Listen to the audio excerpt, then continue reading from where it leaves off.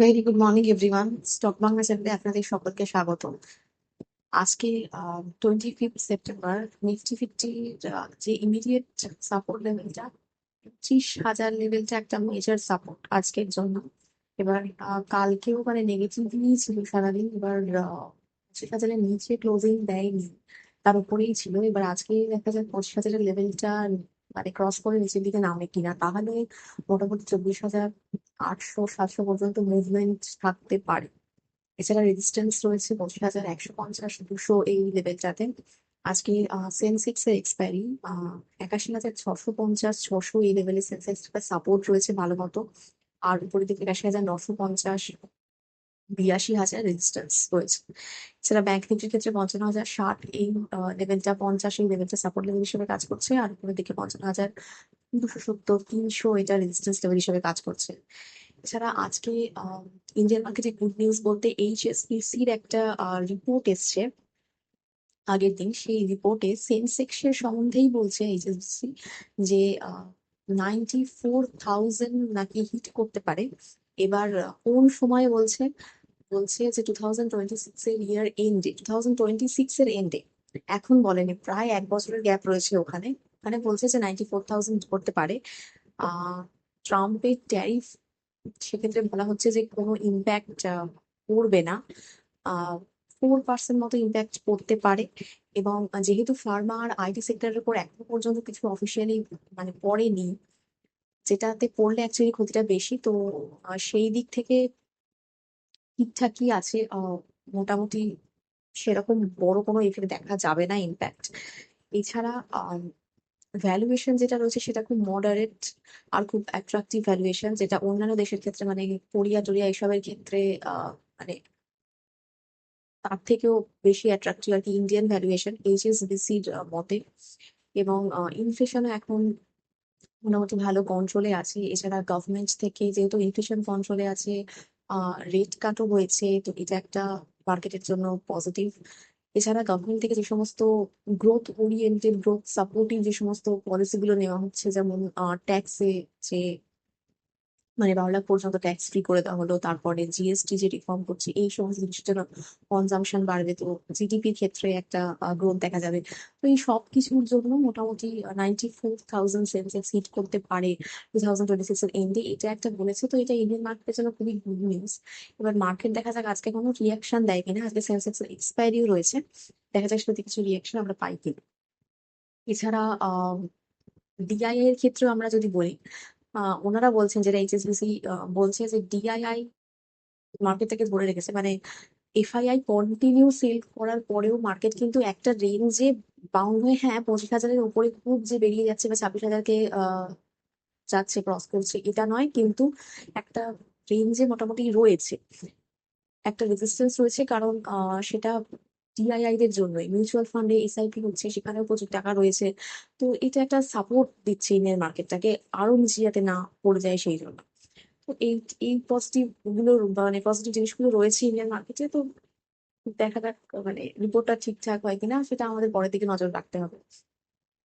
এছাড়া আমরা ইন্ডিয়ান মার্কেটে আজকে যদি দেখি, আজকে কিন্তু গিফট নিফটি সিগন্যাল দিচ্ছে মোটামুটি negative, flat to negative opening এর সিগন্যাল দিচ্ছে। আজকে গ্লোবাল মার্কেটে দেখি যদি আমরা, নেগেটিভই ক্লোজ দিয়েছে।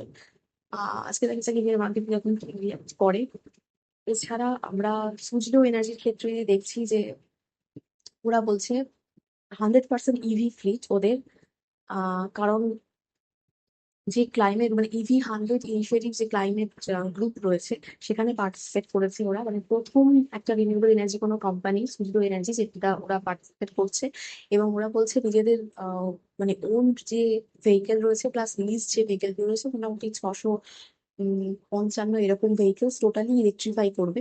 সুজলো কোম্পানি ফার্স্ট যাচ্ছে এই কাজটাতে আর কি। আপনারা পরবর্তীকালে ফোকাসে রাখতে পারেন, স্টাডি পারপাসে রাখতে পারেন। এছাড়া সুইগির ক্ষেত্রে ইনস্টামার্টকে হোল্ডি ওন নিজেদের সাবসিডারি করে নিতে পারে পরবর্তীকালে, তো এটার খবর রয়েছে।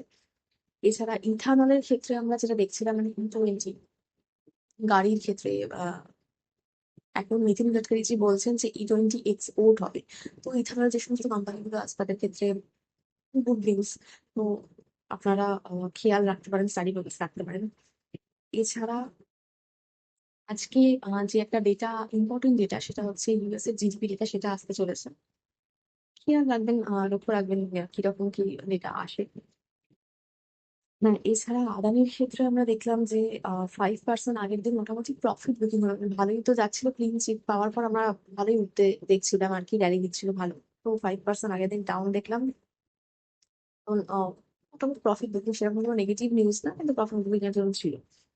এছাড়া আমাদের এই খবরটা আমি আগেও বলেছি যে ইন্ডিয়ান গভর্নমেন্ট থেকে একটা ইনিশিয়েটিভ যে মেরিটাইম নেশনসে ইন্ডিয়া আর কি টপ 10 এর মধ্যে আসবে, আর 2047 এর মধ্যে টপ 5 এর মধ্যে আসবে, এটা একটা টার্গেট। তো সেই জন্য ক্যাবিনেট 69,725 crore একটা প্যাকেজ, এত কোটি টাকার একটা প্যাকেজ অ্যাপ্রুভ করে দিয়েছে অলরেডি টোটালি শিপ বিল্ডিং এর যে কাজ, সমস্ত ট্রান্সফর্ম করার জন্য। তো এই ব্যাপারে আপনারা কোচিন শিপইয়ার্ড, মাজাগাঁও শিপ, তারপরে গার্ডেন রিচ, এই ব্যাপারগুলো এগুলো এবং তাদের মানে আনুষঙ্গিক যে সমস্ত কোম্পানিগুলো রয়েছে, সেগুলোর উপরে আপনারা ফোকাস রাখতে পারেন পরবর্তীকালে, কারণ গভর্নমেন্ট ইনভেস্টমেন্ট করবে অ্যাকচুয়ালি, এতখানি টাকা তো অ্যাপ্রুভ হয়েছে, এরপরে আরো হবে। এছাড়া লোধা বিল্ডার্স এর ক্ষেত্রে আমরা যে ফ্রড কেসটা দেখছিলাম, মানে ফর্মার যে ডেভেলপার রাজেন্দ্র লোধা, 85 কোটি টাকার একটা ফ্রড কেস হয়েছে। তো ছেলেকে আর কি খোঁজা হচ্ছে। এখন ওনাকে গ্রেফতার করা হয়েছে, কিন্তু ছেলে এখনো বেরিয়ে আছে। তো এই নিয়ে একটা কেস চলছে, তো বোধহয় খবর রাখতে পারেন আপনারা, স্টাডি পারপাসে রাখতে পারেন। এছাড়া ওলার ক্ষেত্রে শুভ মুহূর্তের ওরা যে ফেস্টিভ মুহূর্তের যে সেল একটা ছিল ওদের, পড়েছিল মোটামুটি ওখানে S1 এক্স, রোডস্টার এক্স, এই সমস্ত যে ভেহিকেল গুলো ছিল তারা বিক্রি করেছে। তো প্রথম মানে সেলটা একটা দিনে বেশ ভালো রকম একটা সেল হয়েছে। তো ওলাও এর ফিউচারে, মানে যেহেতু ম্যানেজমেন্টের দিক থেকেও অনেক রকম ভালো একটা প্রতিশ্রুতি আছে যে পরবর্তীকালে আরো, মানে যে মার্কেট শেয়ার 50% থেকে কমে এখন 20% দিকে চলে এসেছে, সেটা আবার বাড়বে, এরকম একটা প্রতিশ্রুতি আছে। তো আপনারা স্টাডি পারপাসে রাখতে পারেন অবশ্যই। এছাড়া উইকলি এক্সপায়ারি যেটা চলে গিয়ে মান্থলি এক্সপায়ারি আসছে, তার একটা কনসালটেশন প্রসেস অলরেডি স্টার্ট হয়ে গেছে। তো সেক্ষেত্রে আমরা এই জন্য বিএসসি, অ্যাঞ্জেল1, এই যে সমস্ত কোম্পানিগুলোকে অনেকটা নিচের দিকে নামতে দেখছি। তো এটাও পলিটিক্স ফোকাস রাখতে পারেন, কারণ ট্রেডিং এর যে ভলিউমটা সেটা কমে যাবে যদি মান্থলি এক্সপায়ারি হয়। উইকলি করে অনেকটা বেশি হচ্ছিল, ফলে এগুলোর গ্রোথ আমরা দেখতে পাচ্ছিলাম। এরপরে তাহলে এগুলো দিকে নজর রাখতে হবে যে কিরকম কি গ্রোথ হয়। এছাড়া বাদ বাকি যা জিনিস রয়েছে আজকে ইন্ডিয়ান মার্কেটে, সেরকম করে এই নিউজটার জন্য, এই যে 94,000 হিট করতে পারে, এটার জন্য কোনো পজিটিভ রিয়েকশন আজকে মার্কেটে থাকলেও থাকতে পারে। এছাড়া সেরকম কোনো নেগেটিভ নিউজ নেই যে খুব নিচের দিকে যাবে। তো আম, দেখা যাক এক্সপায়ারি দিনে সাইডওয়েজ বা, মানে আমি তো এক্সপেক্ট করছি সাইডওয়েজই থাকার কথা আজকে মার্কেট, সেরকম ভাবে কোনো বড় গুড নিউজ নেই, আবার ব্যাড নিউজও নেই যে এফেক্ট করতে পারে। তো দেখা যাক। আহ যে আমি ভিডিওটা এখানেই শেষ করছি।